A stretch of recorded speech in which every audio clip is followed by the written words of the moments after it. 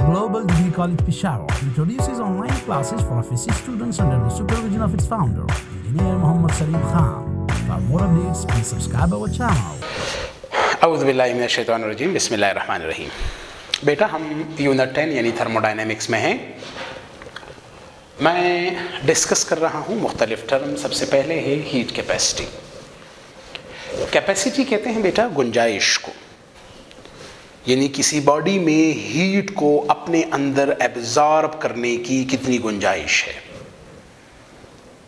ये हीट कब वो एब्जॉर्ब करेगा? जब आप उसका टेम्परेचर बढ़ाओगे। सपोज आप कोई भी बॉडी ले लेते हो, मार्कर है या जो भी है, कोई गैस है, पानी है, जो भी है, और उसका टेम्परेचर 1 केल्विन बढ़ाओ एसआई सिस्टम में, या 1 डिग्री सेंटीग्रेड बढ़ाओ, दोनों का मतलब सेम है बेटा। मैं अक्सर पूछता हूँ कि बेटा अगर चेंज इन टेम्परेचर 1 सेंटीग्रेड होगा तो केल्विन में कितना होगा? लोग कहते हैं जी 274 प्लस करना है। नहीं बेटा, याद रखें केल्विन में निकालने का तरीका ये है कि C के साथ 273 प्लस करो, लेकिन ये उस वक्त होगा जब आप टेम्परेचर की बात करोगे, चेंज नहीं।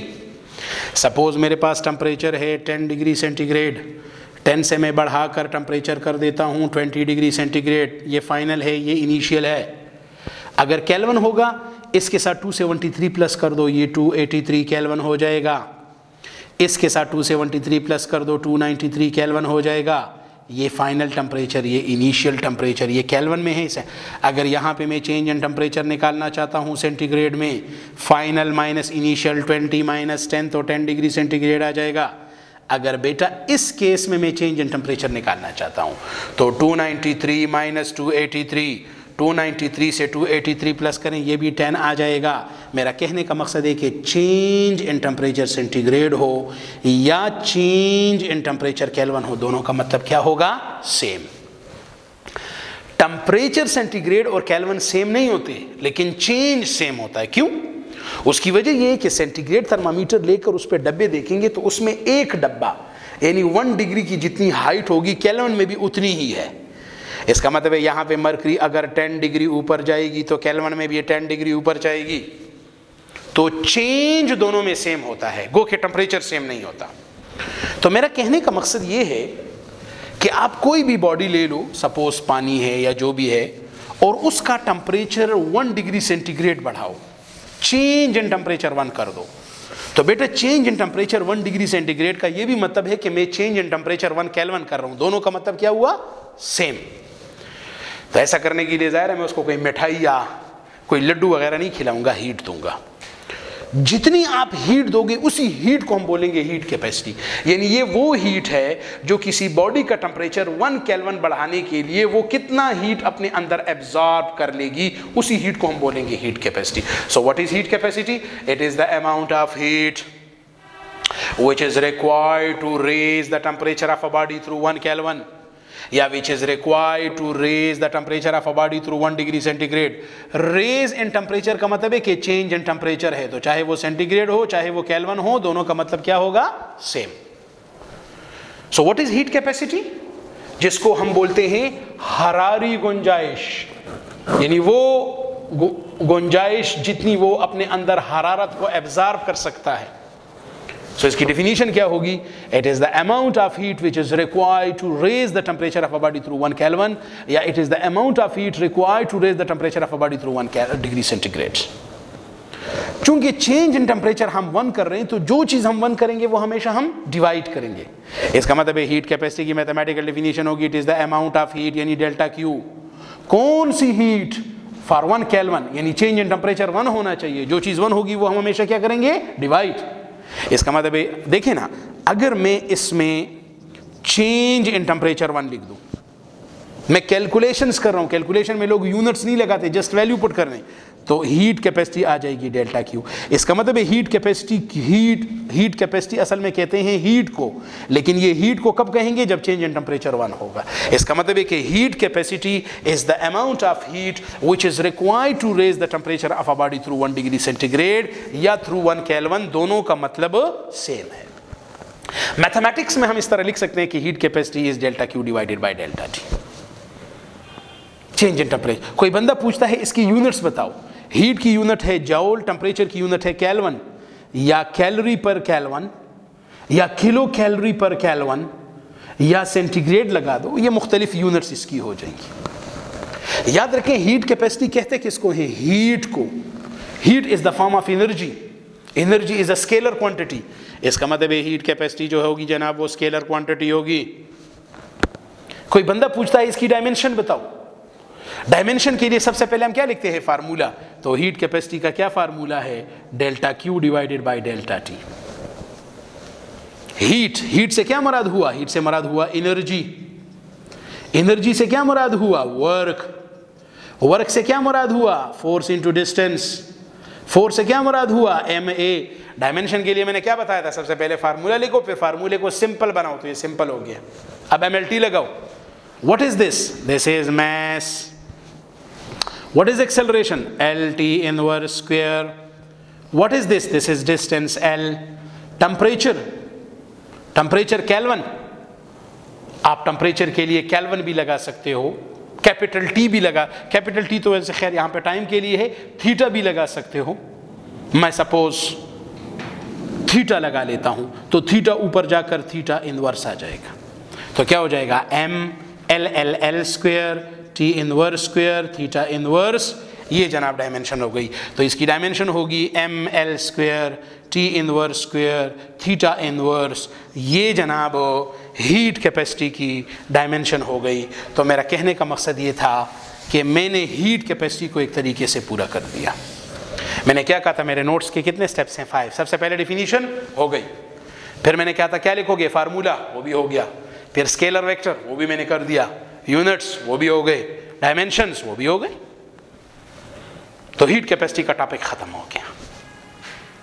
अगर आप इन सारी बातों को एग्जाम में बैठकर लिखेंगे तो 5 स्टेप्स के मुताबिक है। किस तरह लिखेंगे? What is heat capacity? It is the amount of heat which is required to raise the temperature of a body through 1 Kelvin. Mathematically, दूसरे स्टेप में आ गया हूँ। Mathematically, heat capacity may be written as heat capacity is equal to delta Q divided by delta T, where delta Q is the amount of heat given to the body, delta T is the change in temperature of a body. It is a scalar quantity. तीसरे next line में लिखें, it is a scalar quantity because it can be described only by its magnitude. Units, these are the units. Dimensions, these are the dimensions. ये जनाब heat capacity की बातें हो रही थी। अब है specific heat capacity. Specific heat capacity क्या है? ये भी हीट कैपेसिटी है, लेकिन ये हर बॉडी की नहीं, स्पेसिफिक बॉडी की है। स्पेसिफिक से मुराद ये है कि आप स्पेसिफिक मैस लोगे, जिसको हम बोलते हैं हरारत मखसूसा, जिसको उर्दू में हम बोलते थे हरारत मखसूसा। इसका मतलब है ये वो हीट, ये भी हीट कैपेसिटी है, लेकिन खास मैस की होगी। खास मैस का मतलब इसमें मैस का जिक्र नहीं था, इसमें मैस का भी जिक्र है। कैसे? अभी खैर समझ आ जाएगी। सपोज मैं पानी की मालूम करना चाहता हूं स्पेसिफिक हीट कैपेसिटी, या जिसका दूसरा नाम है स्पेसिफिक हीट।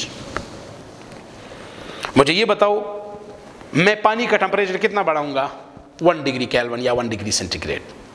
अगर थोड़ा सा पानी होगा तो उस केस में हम कम हीट देंगे, ज्यादा पानी होगा तो ज्यादा हीट देंगे। इसका मतलब है कि हीट कैपेसिटी यानी स्पेसिफिक हीट कैपेसिटी जो है वो डिपेंड करती है मैस पर। पानी का मैस कम होगा तो कम हीट दोगे, टेम्परेचर 1 डिग्री सेंटीग्रेड बढ़ जाएगा। पानी की हीट ज्यादा होगी, पानी का मैस ज्यादा होगा, ज्यादा हीट दोगे तो टेम्परेचर 1 डिग्री सेंटीग्रेड बढ़ जाएगा। Delta Q is directly proportional to M।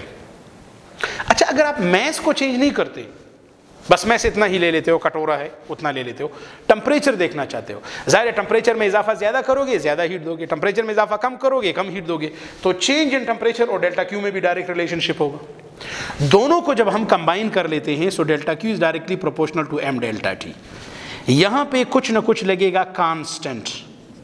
याद रखो, इसी कांस्टेंट को हम लोग बोलते हैं स्पेसिफिक हीट या स्पेसिफिक हीट कैपेसिटी, क्योंकि ये कांस्टेंट है।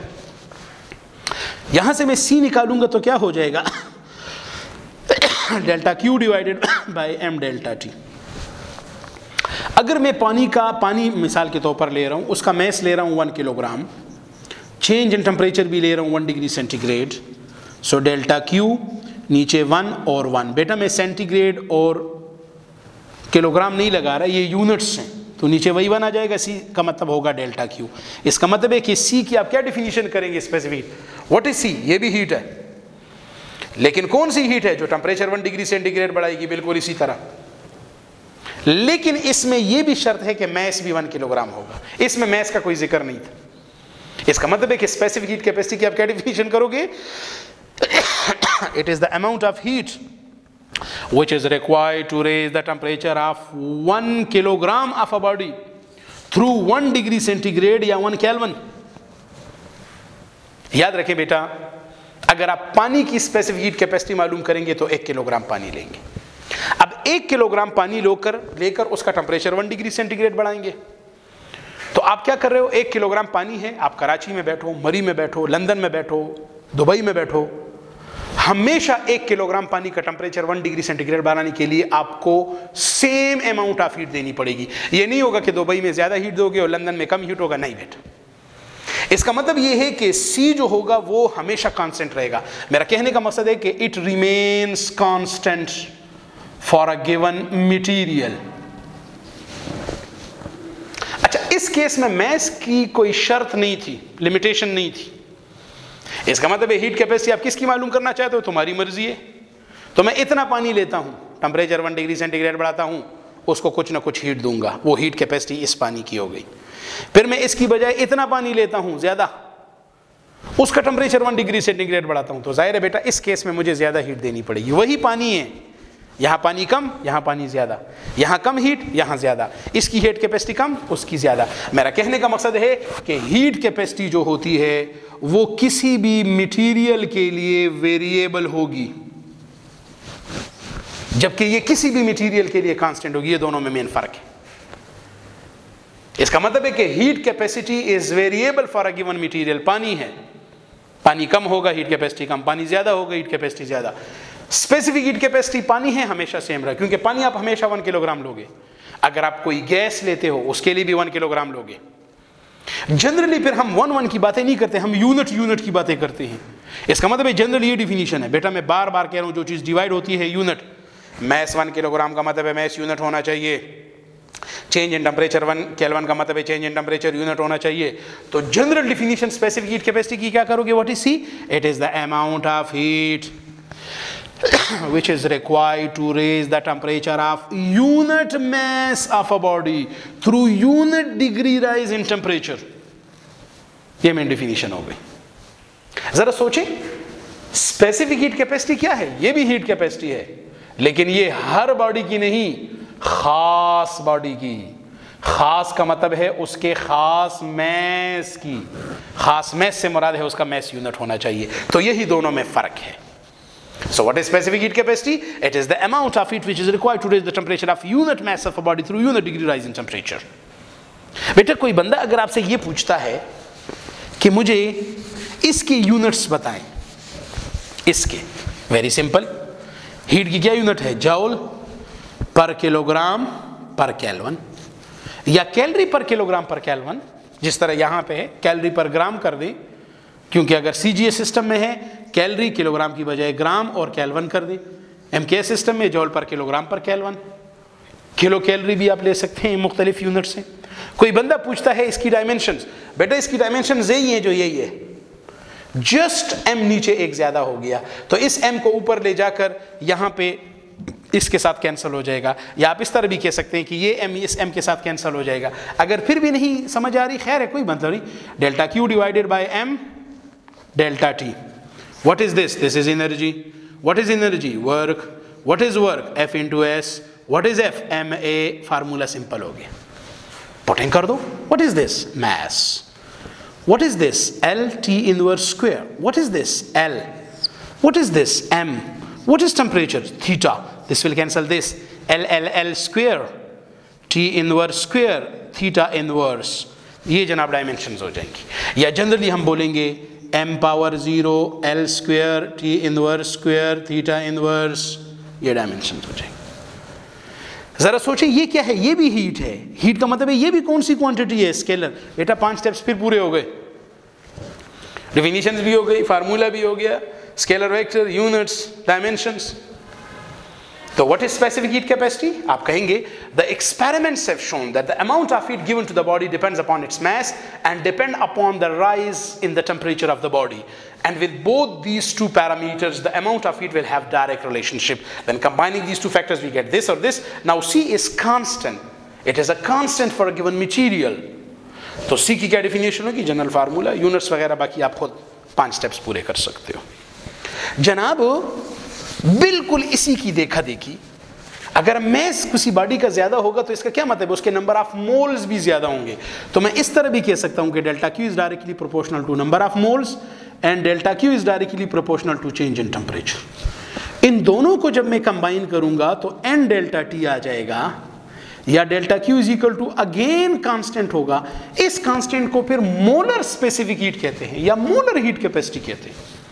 ज्यादातर किताबों में यहां पे m लिखा हुआ है आपकी किताब में, अगर नहीं भी है तो कोई मसला नहीं। फार्मूले में अगर नंबर ऑफ मोल्स हैं तो समझ लो ये मोलर हीट कैपेसिटी है, अगर मैस है तो समझ लो ये स्पेसिफिक हीट कैपेसिटी। यहां से मैं Cm कैसे निकालूंगा? Cm is equal to delta Q divided by N delta T. Again मैं नंबर ऑफ मोल्स ले रहा हूं 1, चेंज इन टेम्परेचर 1, तो C1 Cm आ जाएगा ये। So what is molar heat capacity? It is the amount of heat which is required to raise the temperature of 1 mole of a body through 1 degree centigrade. Generally 1 mole ना कहो, unit कहो, generally ये definition कह दो। What is molar heat capacity? It is the amount of heat which is required to raise the temperature of unit mole of a body through unit degree rise in temperature. इसके units क्या होंगी? Joule पर मोल पर kelvin या calorie पर मोल पर kelvin वगैरह कर दो मुख्तलिफ। डायमेंशंस क्या होंगी? तो वेरी सिंपल बेटा, इसकी डायमेंशंस निकालते हैं। जनरल मेरे पास ये डायमेंशंस है। अगेन ये कौन सी क्वांटिटी है? स्केलर। मैं वही 5 स्टेप्स पूरे कर रहा हूं। डायमेंशंस क्या होगी? डायमेंशन के लिए सबसे पहले formula, what is Cm? Delta Q divided by N delta T. What is this? This is energy. What is energy? Work. What is work? F into S. What is F? ma। ये तो simple हो गया। What is this? Number of moles. अब number of moles अगर आप देखना चाहते हैं तो नंबर ऑफ मोल्स क्या है? Mess divided by molar mass. वैसे बेटा अगर आप SI सिस्टम में ले लो तो मोल बजाते खुद एक क्वांटिटी है, तो अगर आप डायमेंशंस में नंबर ऑफ मोल को स्मॉल n भी कह सकते हो तो कर सकते हो। तो क्या हो जाएगा? What is this? Mass. What is this? L T inverse square. What is this? L। What is this? आप इसको नंबर ऑफ मोल MOL कह दो या कैपिटल N कह दो, आपकी अपनी मर्जी है, थीटा। फिर एक्सप्लेनेशन कर दो कि this represents number of moles ना, तो क्या हो जाएगा? M L square T inverse square N inverse theta inverse, ये डायमेंशंस हो जाएंगे। मेरा कहने का मकसद ये है कि मोलर स्पेसिफिक हीट या मोलर हीट कैपेसिटी क्या है? It is the amount of heat which is required to raise the temperature of unit mole of a body through unit degree rise in temperature. जनाब 3 चीजें आ गई, heat capacity, specific heat capacity और molar heat capacity. अब हम चूंकि gases में हैं बेटा, गैसेस में हम मोलर हीट कैपेसिटी को 2 तरीकों से फिर हम डिस्कस करेंगे। कैसे डिस्कस करेंगे अभी आपको समझ आ जाएगी। चूंकि हम थर्मोडायनेमिक्स में हैं,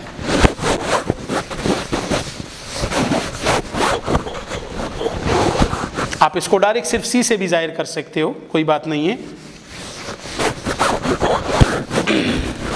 जब कभी भी आप कोई भी इक्वेशन लिखते हो और उसमें जो जो चीजें हैं तो नीचे फिर लिख दो कि where C represents this, where N represents this, where delta T represents this वगैरह वगैरह, तो फिर मसला नहीं होगा।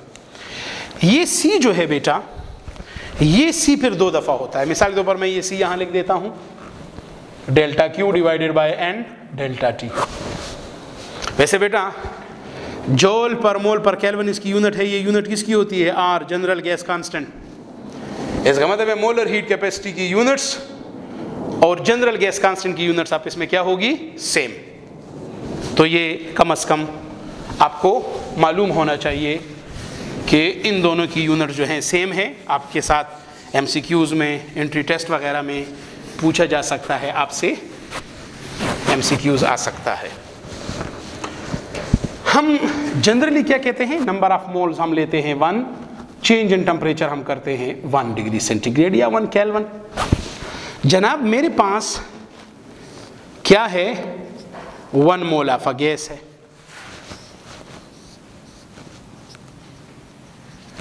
मैं चेंज इन टेम्परेचर करना चाहता हूं 1।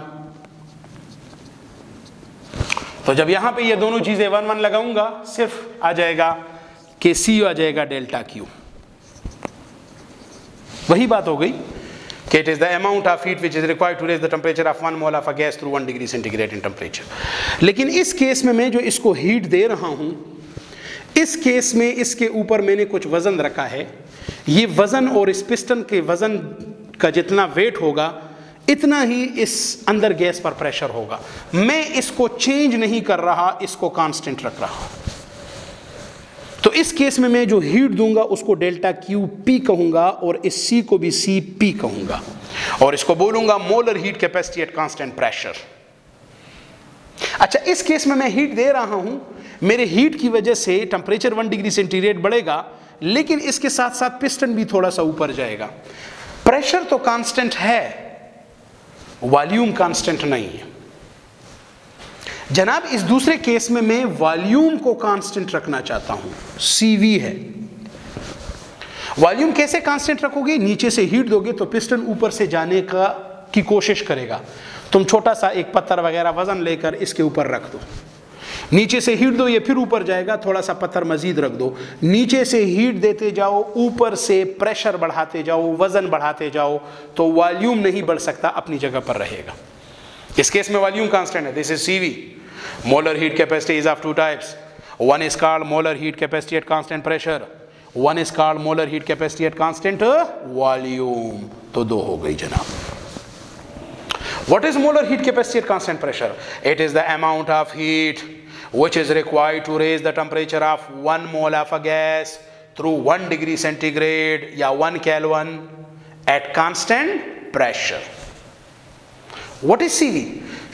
The molar heat capacity at constant volume may be defined as the amount of heat which is required to raise the temperature of 1 mole of a gas through 1 degree rise in temperature at constant volume. इसका मतलब है दो हो गए, एक CV और एक CP। याद रखें CP is always greater than CV। क्यों? सपोज मैं टेम्परेचर बढ़ा रहा हूं 1 डिग्री सेंटीग्रेड, दोनों केसेस में, और दोनों केसेस में सपोज मैं ऑक्सीजन ले रहा हूं या हाइड्रोजन ले रहा हूं, तो 1 डिग्री सेंटीग्रेड बढ़ाने के लिए सपोज में 5 जूल हीट की जरूरत होगी। तो बेटा यहां पे अगर मैं 5 जूल हीट दे दूंगा, टेम्परेचर 1 डिग्री सेंटीग्रेड बढ़ जाएगा। क्यों? क्योंकि इस केस में मैं जो हीट दे रहा हूं, पिस्टन ऊपर नहीं जा रहा, तो मैं जो हीट दे रहा हूं वो सारा का सारा टेम्परेचर बढ़ा देगा। टेम्परेचर कितना बढ़ाएगा? 1 डिग्री सेंटीग्रेड, क्योंकि 5। लेकिन अगर यहां पे मैंने 5 जूल हीट दे दी तो टेम्परेचर 1 डिग्री सेंटीग्रेड नहीं बढ़ सकता। क्यों? मैं 5 जूल दूंगा तो 5 जूल में से हो सकता है 1 जूल की वजह से पिस्टन ऊपर जाकर कुछ ना कुछ वर्क हो जाए। तो जब वर्क हो जाएगा, इसका मतलब है कि सारा 5 जूल टेम्परेचर बढ़ाने में इस्तेमाल नहीं हुआ, हो सकता है 2 जूल वर्क में इस्तेमाल हो गया। तो टेम्परेचर बढ़ाने में कितना इस्तेमाल हो गया? 3 जूल। तो 3 जूल से तो टेम्परेचर 1 डिग्री सेंटीग्रेड नहीं बढ़ेगा, टेम्परेचर 1 डिग्री सेंटीग्रेड बढ़ेगा 5 जूल से। तो इसका मतलब है कि मुझे यहां पे 5 की बजाय सपोज 7 जूल हीट देनी पड़ेगी। तो 7 जूल में से क्या होगा?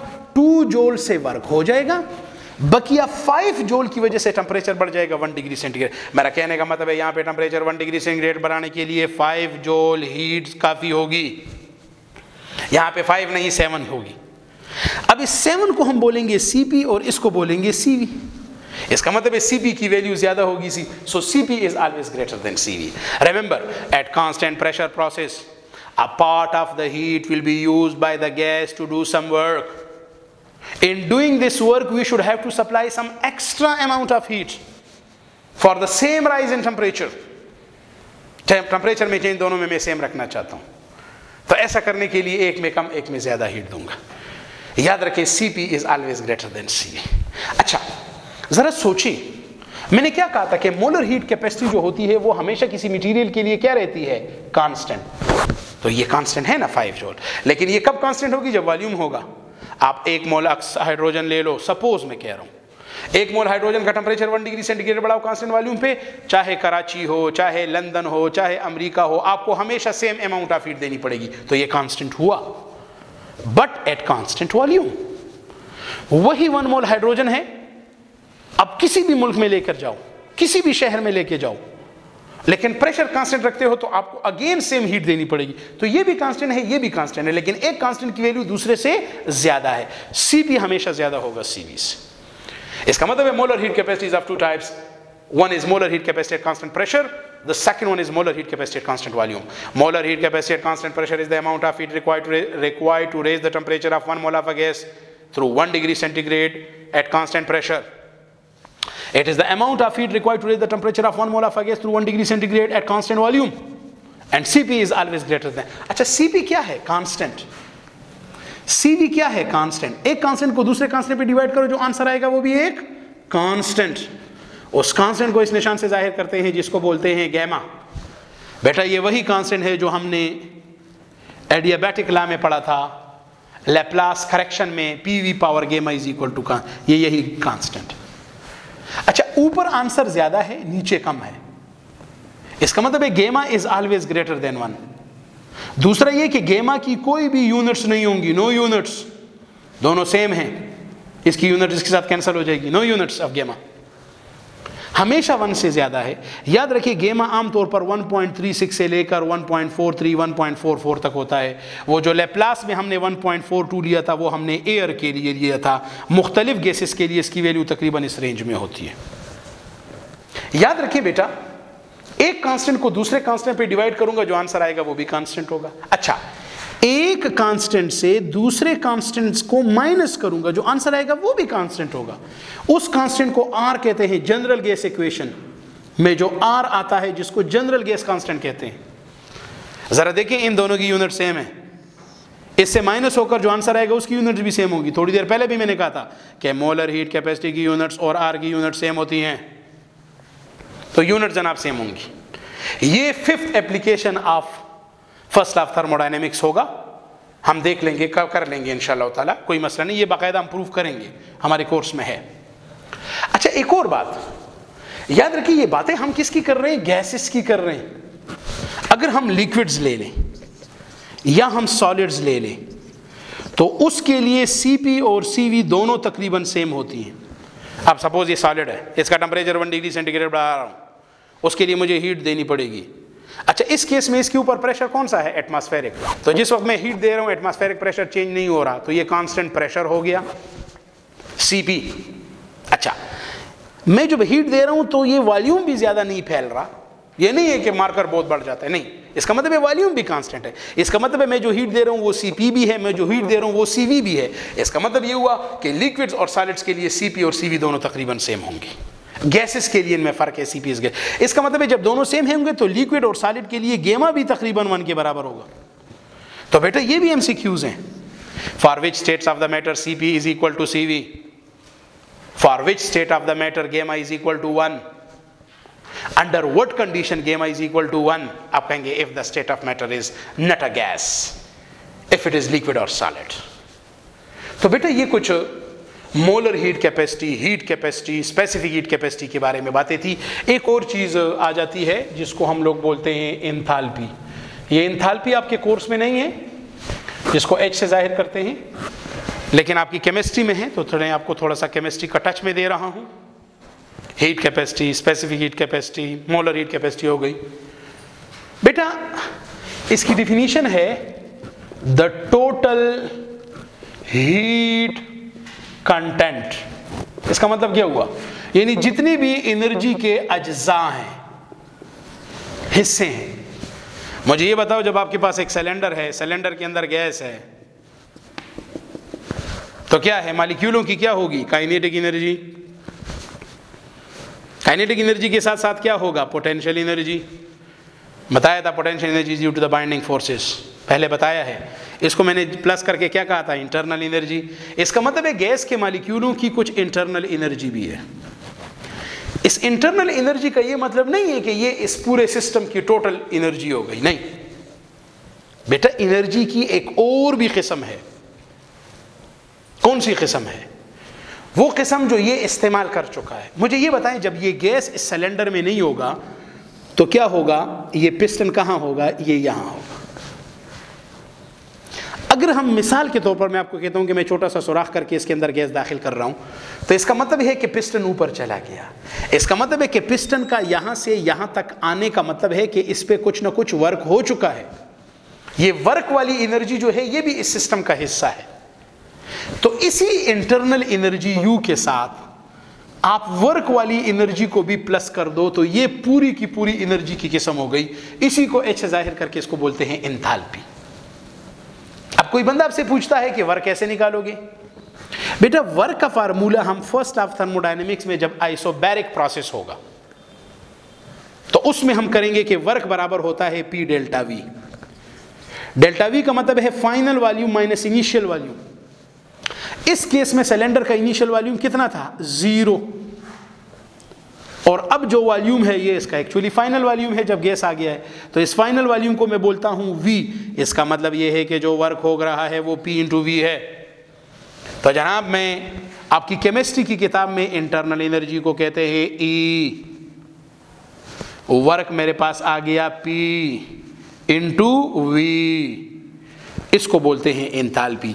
यही वजह है आपकी केमिस्ट्री की किताब में एंथैल्पी का फार्मूला ये है। आपकी केमिस्ट्री की किताब ने क्या कहा है कि एंथैल्पी की डिफिनीशन की है कि तो टोटल हीट कंटेंट, और फिर फार्मूला ये लिखा है। तो अक्सर लोग कहते हैं कि ये क्या है, तो दूसरी डिफिनीशन इसकी ये है the sum. What is heat enthalpy? The sum of the internal energy of the system and the product of the pressure and volume of the system. हम ये भी कह सकते हैं कि the sum of the internal energy and the work done by the system is known as enthalpy.